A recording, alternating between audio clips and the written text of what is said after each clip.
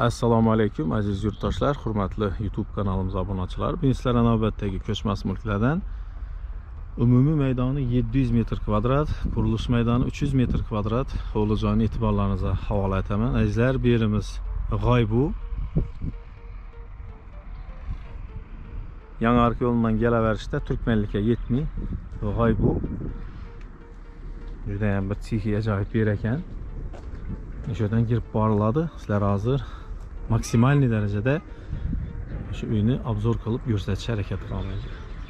Главный narsani aytib o'taman. Ichkilar bolalar. Yaxshimisizlar? Привет. Привет. Привет. Azizlar, ishurdan platni yo'l o'tadi ekan. Xudo xolasa belli asfalt bo'lib chiroyli ko'rinish beradi. Shunda tunnel qo'yiladi ekan. Xullas 2-3 oyning ichida belli tuziladi. Bunu shunday deb aytib o'tdilar. Shundan ulli yo'l o'tadi. Xullas, Yangi yo'lidan Kola zavod yanından keladigan bo'lsak 4-kilometrdan chapga giriladi azizlar. Yapni yanından chapga giriladi.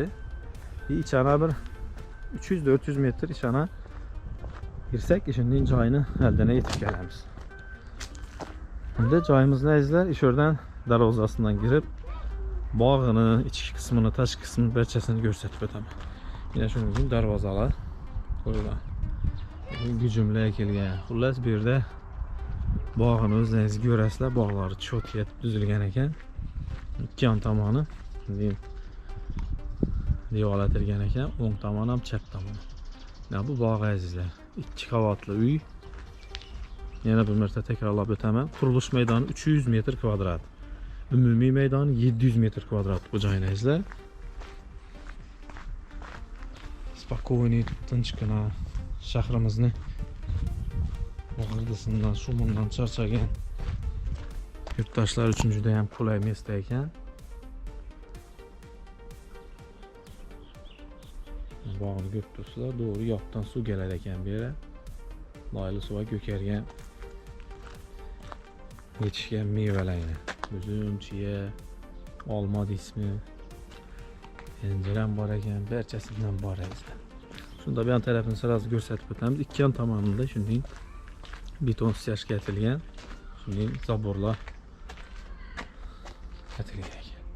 Bu yerda shunday topchani bor, yoz kunlari bu yerda uzumni teyinda uzum yeb, choy ichib dam olib o'tirsa bo'ladi ekan. Deveraki shunday ограждениялар bilan o'rab olingan ekan. Bu yerning hojatxonasi, tashqi hojatxonasi. Shunday ограждениялар bilan o'rab olingan ekan bog'ni. Endi aziz do'stlar, yan tomonidan borib, uyning ichki qismini o'tamiz. Devarak atrof 100% uzumlar bilan o'rab olingan. To'g'rimizda garaj bor. Birinchi qavati pishgan karuch, ikkinchi qavati xom karuch bilan qurilgan ekanlar. Birinchi qavati beton plitalar bilan bostirilgan, ikkinchi qavati og'och bilan bostirilgan. Bu yerda yana garaj qismi, uyning ichki qismi shudan giriladi. Bruschatkalar qilingan.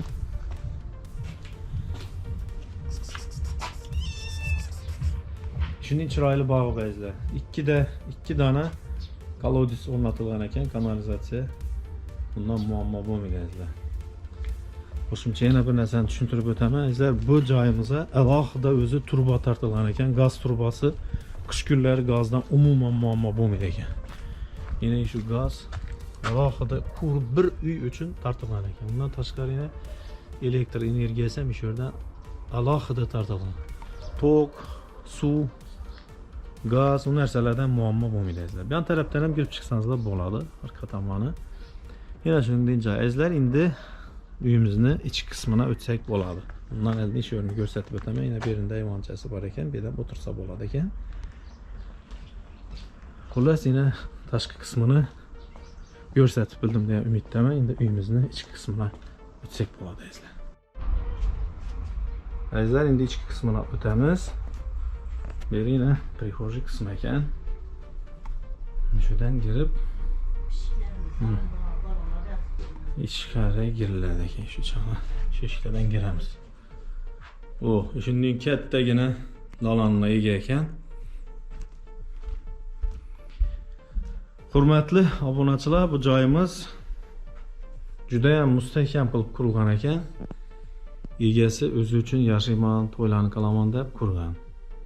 Ma'lum sabablarga ko'ra sotilayotir. Endi uni o'zlaringiz kelgan vaqtda bilib olaverasizlar. Joyimizda gap yo'q. Bu yeri dalon qismaysizlar. Endi yanımızda zal kısmı var. Zala o'tamiz. Şimdi katta zalga ega. Remontlar ajoyib. Kamisi yo'q. 100% pol etilgan. Birinchi qavati pishgan karuj, ikkinchi qavati xom karuj. Beton bilan bostirilgan beton plitalar bilan. İkinci qavat g'och bilan bostirilgan, uni aytib o'tdik. Xullas bu zal qismi. Keyingi xonalarni o'tib boramiz.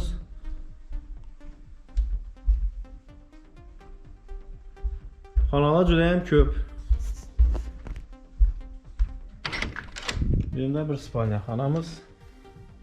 Xohlasangiz zal etib qo'ysangiz ham bo'ladi. Algan odam o'zini keypinda qilaveradi. Eshiklarga to'xtalib o'tamiz, chunki ajoyib MDF eshiklar o'rnatilgan ekan. Ikkinchi qavatini shu yerdan chiqiladi. Sal turib ikkinchi qavatini ham ko'ramiz. Yanımızda yana bir xonasi, oshxonasi. Kuxnyasi ham kattagina mebellar o'tilgan. Yana bir marta tekrar aytib o'tamiz, bu territoriyada gazdan, svetdan muammo yo'q, chunki bu hovli joyini o'zini alohida gaz, svet tartilgan ekan. Qish kunlari bemalol kelib tekshirib ham ko'rib olaverasizlar. Qish kunlari bemalol issiqqina joyda yashaysizlar. Yine bir tarafında yana bir xonasi bor. Endi detskiy komnatasi ekan. Xullas bu joyimiz katta oilaga mo'ljallangan. Yine bir yerimizde sanuzel azizlar. Sanuzelimiz 100% kafilatilgan, past to'pli pol, unitazi, rakovinasi, vannasi barchasi santexnikasi yangi ishlab turibdi. Hali bu joyda qurilganidan ko'p bo'lgan. 4-5 yıl bo'lgan. Birinchi qavatindan, ikkinchi qavatindan o'zini sanuzelni egizlar.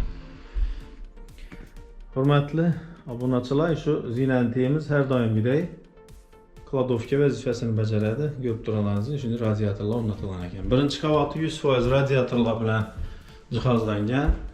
Qizdirish sistemasi a'lo darajada ishlaydi. Shunday lesnitsadan ikkinchi qavatga chiqib boramiz deydilar. İkinci qavatimizdan xonalar juda ham ko'p. Aytganimizdek, shu katta oila uchun mo'ljallangan uy. Yana bu yerdan yana cherdaka chiqadi ekan. Endi astan bu yandan boshlayveramiz birma-bir. Bu yerda bir xonasi. Har bir aktif uchun spetsialniy xonalar aytilgan. Enamda ko'rib turganlaringizdek 2 dona qizdirish sistemasi katyoli uyni bemalol qizdiradi. Bir emas ikkisi qo'yilgan. Ikkinchi qavatında bir yerinde yana bir alohida o'zini sanuzel, suv qizdirish apparatlari, vannasi, rakovinasi, unitazlar hammasi bor. To'pli pol etilgan. İkinci qavat o'zi 100% to'pli pol ekan bu yerda. 100% hamma yeri. Birinchi qavati, bu yerda yana hozir narsalar qo'yilgan, bu ham bir xona. Yine bir yerimizde yana bir xonasi. Her bir xonasini o'z alohida chiroyli ob'o'ylar bilan chiroyli remont qilib etilgan ekan. Biri-biridan jonli farq etadi. Ko'rib turganingizdek, bu yer ham boshqacha yana. 1, 2, 3, 4 xona. Bu 5-xonasi. Ikkinchi qavatida yana 5 xona bor ekan. Bu katta zal yana. Kattaligini qaranglar. Katta zalni ega. Endi sizlarga bir narsani ko'rsatib o'taman. Shu perdadan koridor bo'lsak, chiroyli manzara. Havosini umuman gap yo'q, kislorodga boy. Region tinchgina. Shahrimizni shumundan charchagan yurtdoshlar uchun juda ham qulay yer ekan. Berina laminat bo'latilgan ekan, katta zalni ega. Azizlar, shunday joy, 2 qavatli, Quruluş meydanı 300 metr kvadrat ekan, ümumi meydanı 700 metr kvadrat ekan. Gələsizlər, görəsizlər, savdalaşıb satıb ala verəsizlər.